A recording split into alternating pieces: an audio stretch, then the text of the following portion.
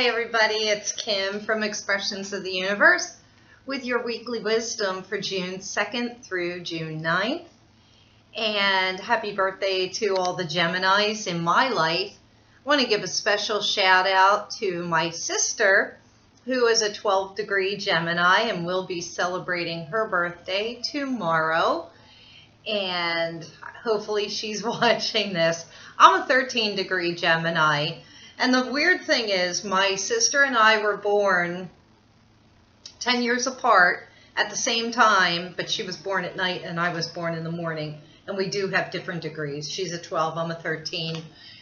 And yeah, so it's celebration time. Not really, because I'm not really a big fan of my birthday. But I do want to give another shout out before I get into the cards for all of you. And I want to thank one of my readers, followers, friends, Karen Kane, who sent me a lovely, lovely birthday gift.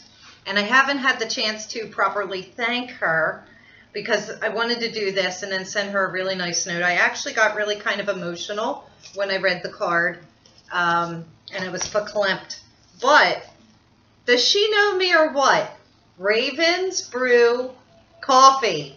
We all know that I love coffee, and I love animal totems. So, like, this is so perfect.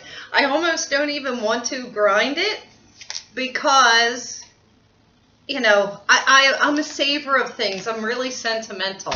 I know it's horrible. And then this beautiful card with beautiful Wayne Dyer saying, and I don't want to read it because I'll get really emotional, and a really beautiful note inside. So Karen, thank you, thank you, thank you to that 22-degree Leo. Thank you. I so appreciate that. All right, so a lot of people said that they resonated with the Wisdom of the Oracle cards that I've been showing. It's really weird because I have too. I've been in this like dark funk this whole entire week, and I just want all of you to know that life is a struggle sometimes. It's really difficult to try to stay in that space of positivity and not allow the ego and our emotions to overtake us.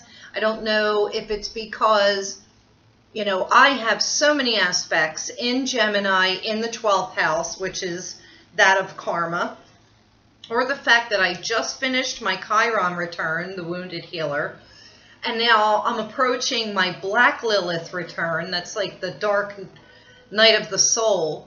Or the fact that we have that Grand Trine in water. So I don't know what it is. My emotions have been all over the place. Really, really heavy heart. And those cards resonated to me. So I pulled cards again from that deck and found that we're still going through this period of change and the unknown.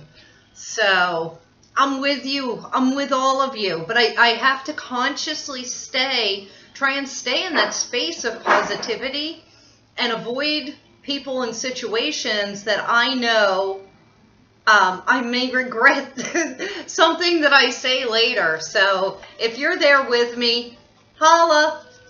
So let's see what I have in my little black bag. I forgot to pull one of these last week.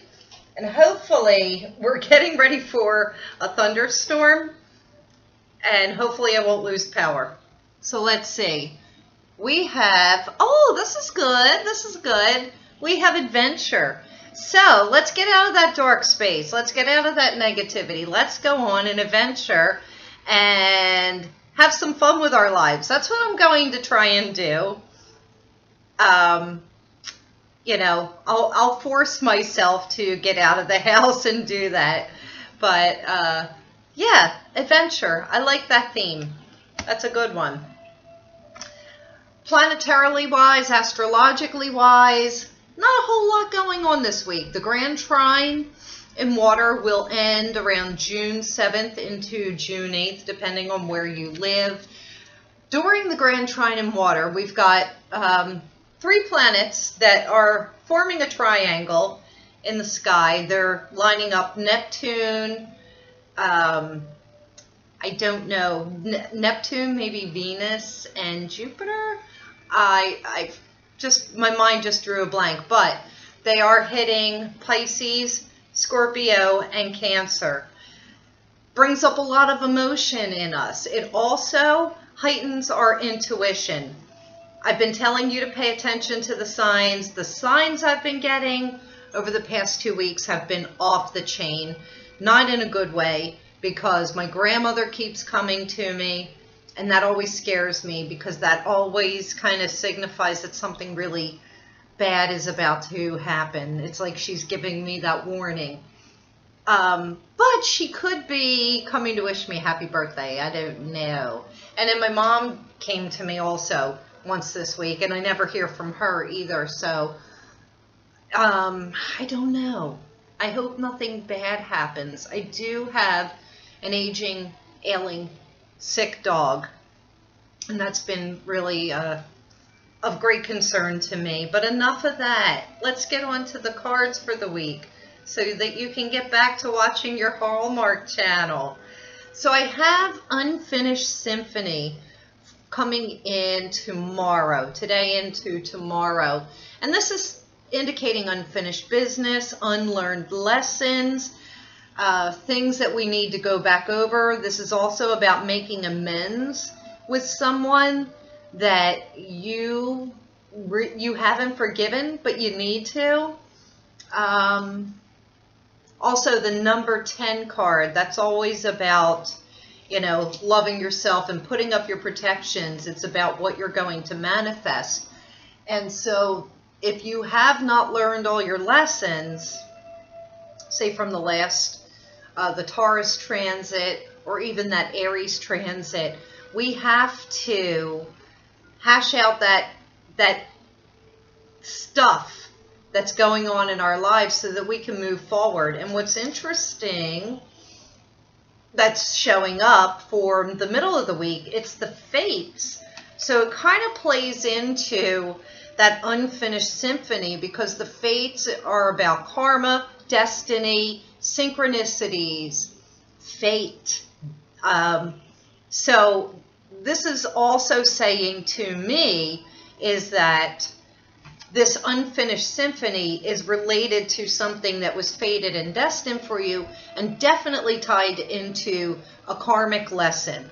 So, which also makes me think about myself with the majority of my planets and aspects being in the 12th house in Gemini, because that is all about karma. It's about past lives and trying to clear up all of that. And I know that within the next 2 weeks, I'm going to have my Black Lilith return. And so I know that's about fears that are coming up. It's false evidence appearing real. So I have been maybe kind of obsessing on the dark side lately.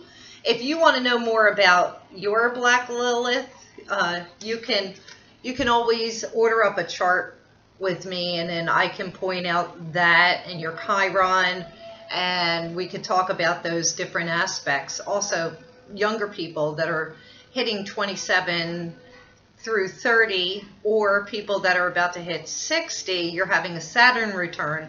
That's a lot heavier than a Black Lilith or a Chiron return. And then for the end of the week, we have Orphaned. And I know that this card has recently come up.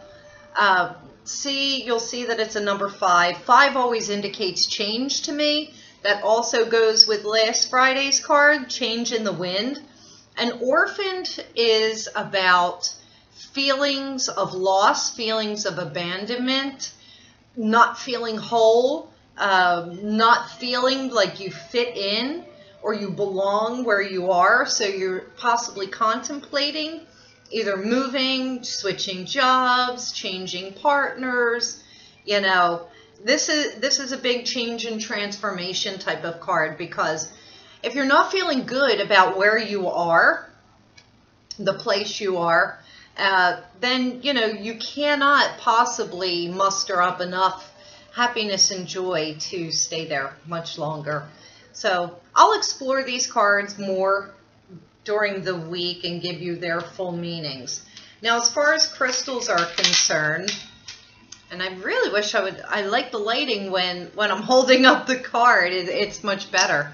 I was really feeling the energy of Dambarite, and it's a pale pink color, a pale icy color, and I love these pieces of Dambarite.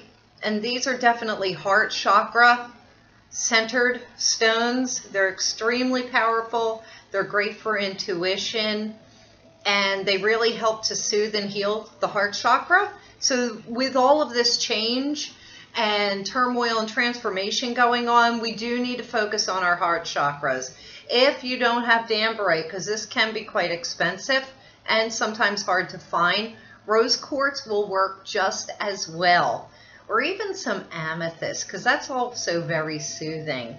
And then I also have chosen some Larimar, because it is June, and Larimar is from the ocean down in the Caribbean, right off the coast of Florida. And that's the only place that you could find this. And I feel like here in the Northern Hemisphere, we're getting ready to enter into summer, and the only thing that I have on my mind is getting to the beach and getting to the ocean.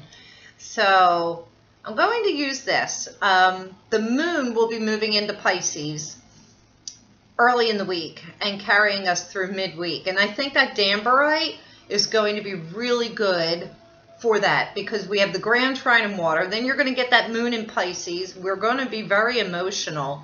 And then the moon will move into fiery Aries. So we're going to have to watch our egos. And I think that that's why I like this Larimar, because this will calm those fires.